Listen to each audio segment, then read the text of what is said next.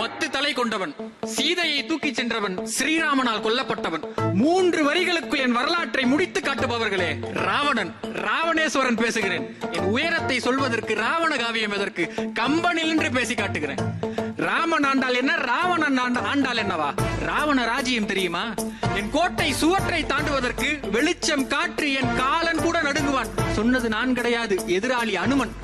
என்னுடைய நகரத்தை சுத்தம் செய்வது நான் வென்றெடுத்த தேவாதி தேவர்கள். ஆனால் பாவம் என்னுடைய மக்கள். அவர்களுக்கு கொண்டாட்டம் என்றால் தெரியாது. காரணம், உலகத்தில் கவலை என்று ஒன்று இருப்பது தெரிந்தால் தானே கொண்டாட்டத்தை உணர முடியும்.